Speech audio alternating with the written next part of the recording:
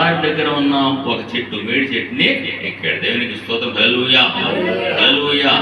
మేడి చెట్టు యొక్క జీవితం ఎలా ఉందో జక్కయ్య జీవితం కూడా అలాగే.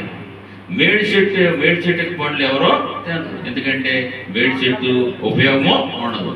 ఆ చెట్టు యొక్క పండు తీసినప్పుడు అందులో అన్నీ కూడా పురుగులే. అదేవిధంగా జక్కయ్య జీవితం కూడా పాడైపోయింది. అన్యాయస్తుడు, పాపం చేసేవాడు, తర్వాత ఆ పాపాత్ముడు, తర్వాత ప్రజలు చాలా ఇబ్బంది పెడుతున్నాడు. అటువంటి జీవితమే, అంటే మేడి చెట్టు కలిగిన జీవితమే జక్కయ్య కలిగి ఉన్నాడు. కాబట్టి అయితే ఏం చేశాడంటే పరుగున ఏదో విధంగా యేసుక్రీస్తుని చూడని చెప్పేసి మేడి చెట్టు ఎక్కేశాడు. దేవునికి స్తోత్రం. హల్లెలూయా. అయితే హృదయాంతరంగములను ఎరిగిన దేవుడు మన ప్రభువైన యేసుక్రీస్తు. మనము ఆలోచన చేయకముందే మనం ఏం ఆలోచన చేస్తామో దేవునికి తెలుసు. జక్కయ్య అక్కడ ఎక్కుతాడనే విషయం వెంటనే యేసు ప్రభు వారు గమనించి ప్రజలందరినీ అక్కడ కార్యక్రమం తర్వాత ఆధారి గుండానే ప్రయాణము చేస్తున్నాడు యేసుక్రీస్తు. దేవునికి స్తోత్రం. హల్లెలూయా. అందరూ నడుస్తున్నారు, అందరూ మామూలుగా వెళ్ళిపోతున్నారు.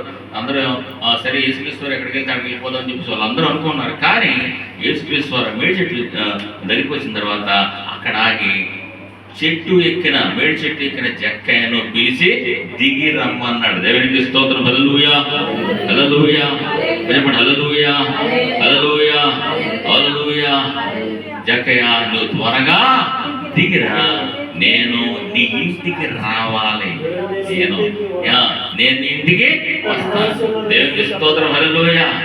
నువ్వు అక్కడ ఉంటా, చెట్టు మీద ఉంటాకి లేదు, పైన ఉంటాకి లేదు, నువ్వు ఇష్టానుసారంగా చేయడానికి వీల్లేదు, నువ్వు ఇష్టానుసారంగా నీ చూపు అటు ఇటు తిరగడానికి వీల్లేదు, నీ జీవితం అటు ఇటు తిరగడానికి వీల్లేదు, నీ మాట అటు ఇటు ఉండడానికి వీల్లేదు. నువ్వు ఖచ్చితంగా నా మాట నువ్వు దిగిరా, ముందు నువ్వు దిగిరా, నేను నీ ఇంట ఉండవచ్చు, నేను ఇంట్లోకి రావాలి. దేవునికి స్తోత్రం. హల్లెలూయా.